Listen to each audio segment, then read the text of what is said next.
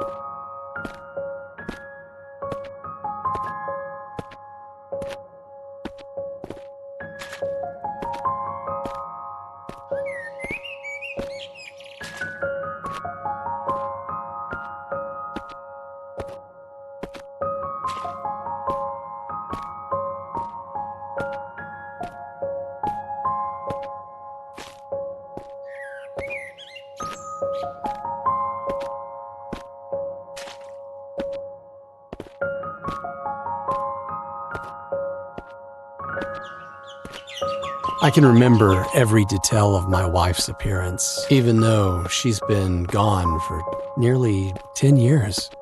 I remember how her cheekbones would rise when she smiled. Remember her long, raven black hair flowing down her back like a shiny waterfall. I also remember how she looked without hair.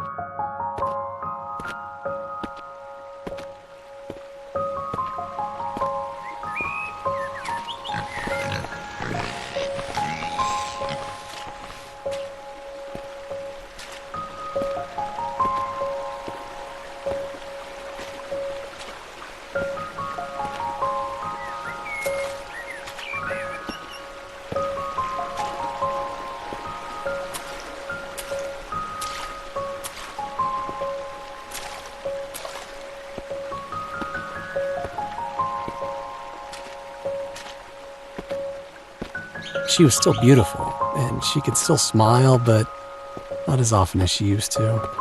The sickness came and went quickly enough, but when it went, it took her with it. I was only 31 years old at the time. She, 33, and our daughter, Emily, had only recently turned 6.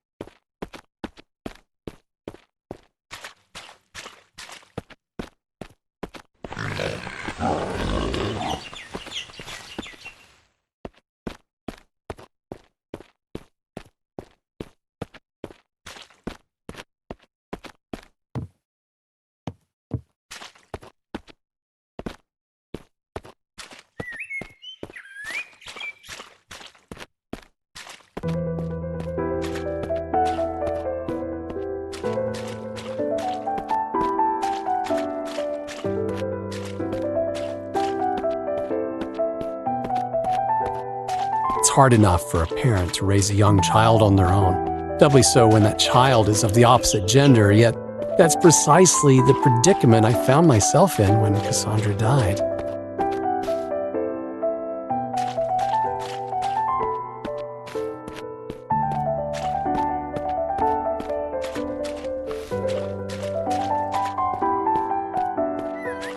By all means, both sets of grandparents did their best to help out, but my pride dictated that I could only ask so much of them. I needed to prove to everyone, not at least of all myself, that I could do this. I had no desire to be the all but absent father that my own had been, but an endeavor to spend as much time as I could caring for my daughter in the most direct way possible.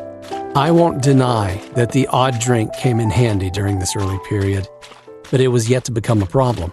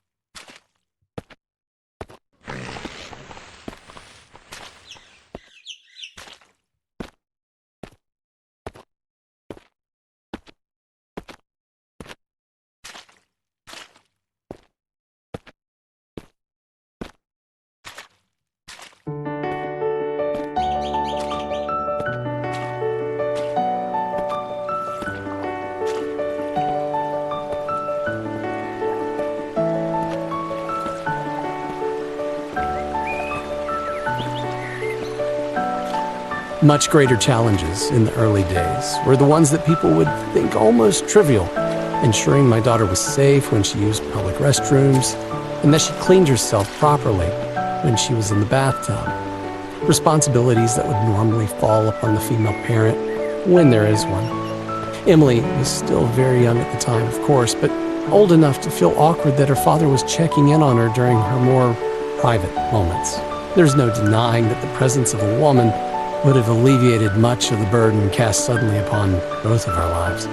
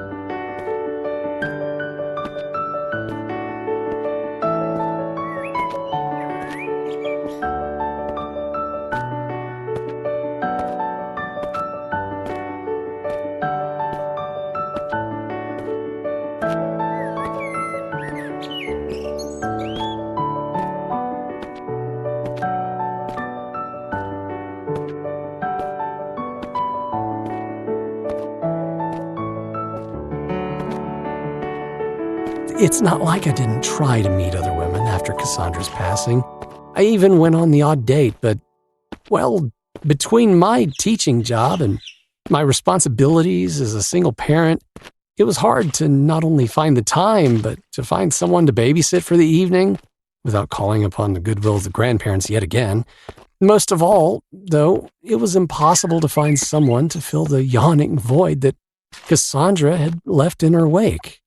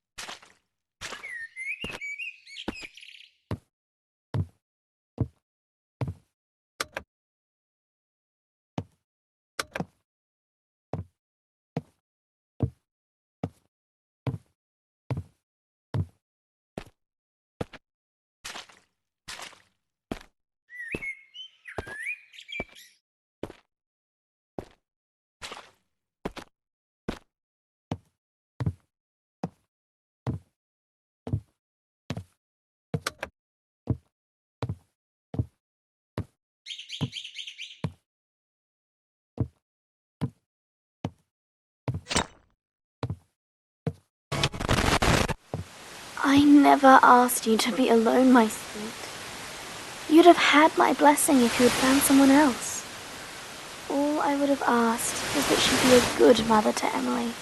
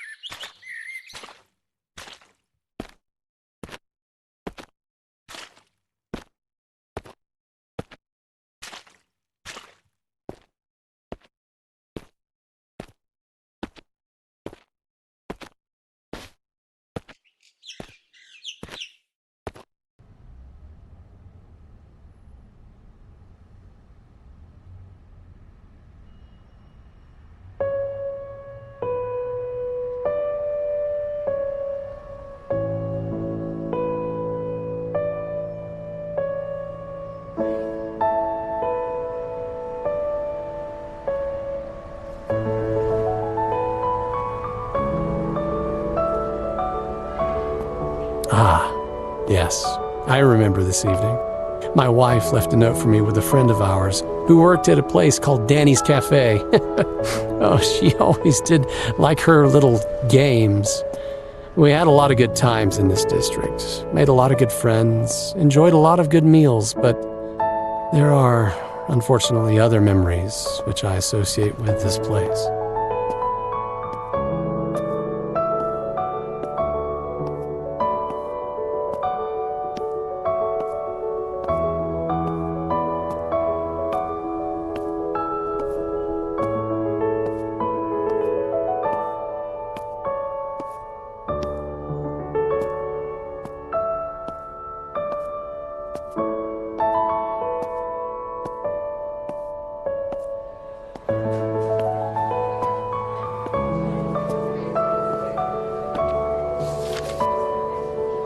The note says, "Dearest, come meet me at O'Doyle's at 6:30. Oh, but one small favor along the way. Emily says she left Axel in the playground. You know how upset she gets without her bunny rabbit. Oh dear. Still, I guess I'm not one to judge. I've been known to get a bit negligent from time to time myself.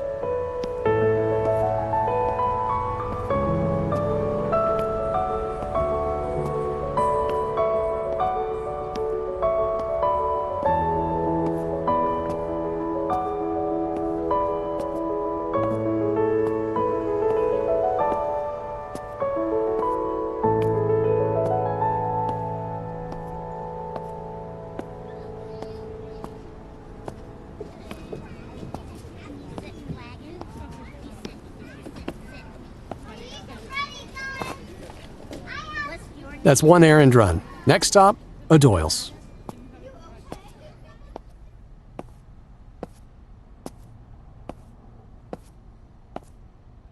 Ah, the aromas of this district, the delectable scent of recently roasted coffee beans, freshly cut cake, and all manner of chocolatey delights.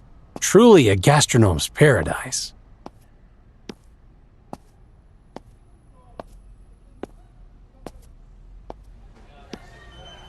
The last time Cassandra asked me to meet her here at night, it was to tell me she was pregnant. I wonder what the big news will be this time.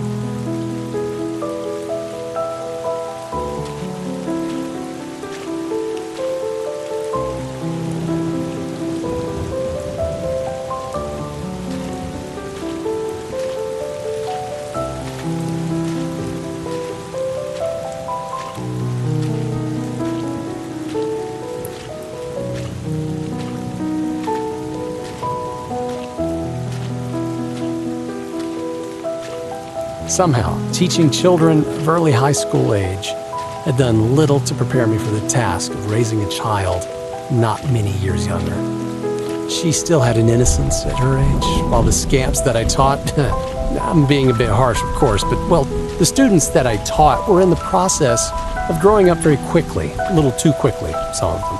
I sincerely hoped that my Emily wouldn't be quite so precocious by the time she was that age.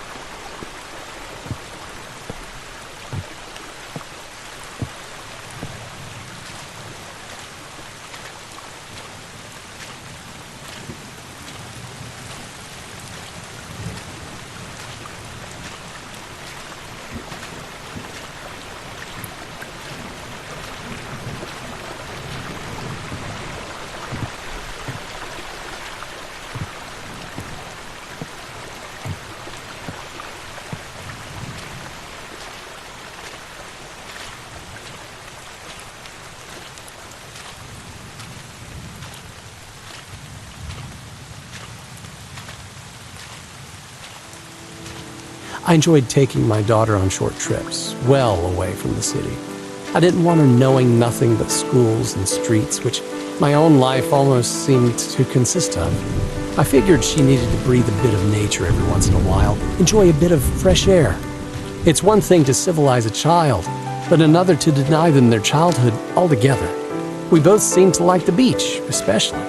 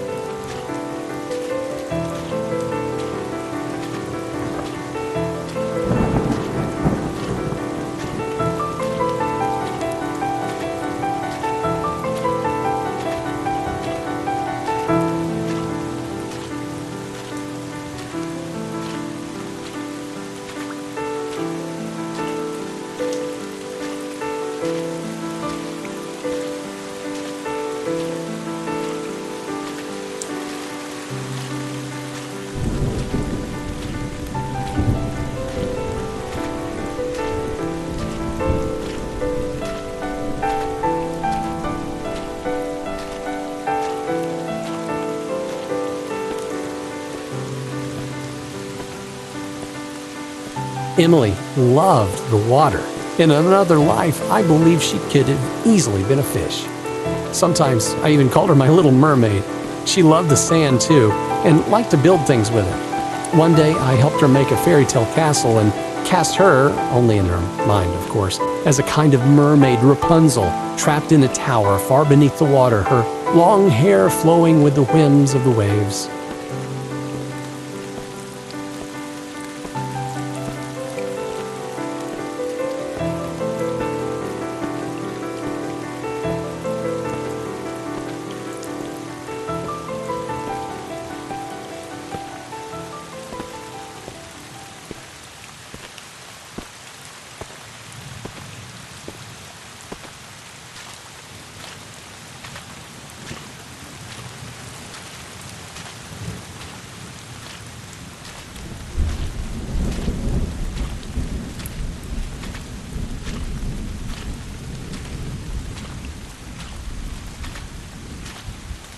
"Would you be my prince and come save me, Daddy?" she asked.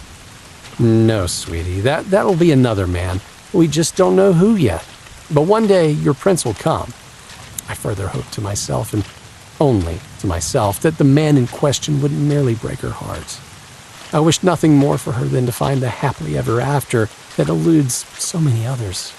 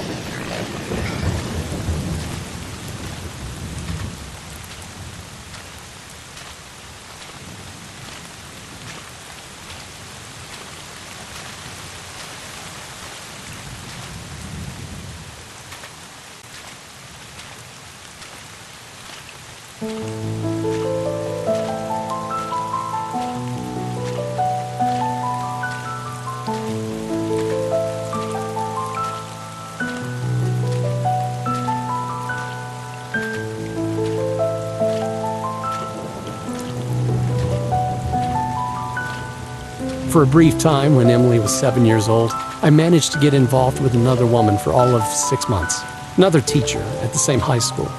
When that ended, we did our best to go back to just being friends and colleagues, but it wasn't long before the woman in question happened to find herself a job at another school. I never knew whether I was the primary cause for her leaving, but knew that it was probably for the best. She only met Emily once. I don't think Emily liked her very much. Yeah, it was probably for the best.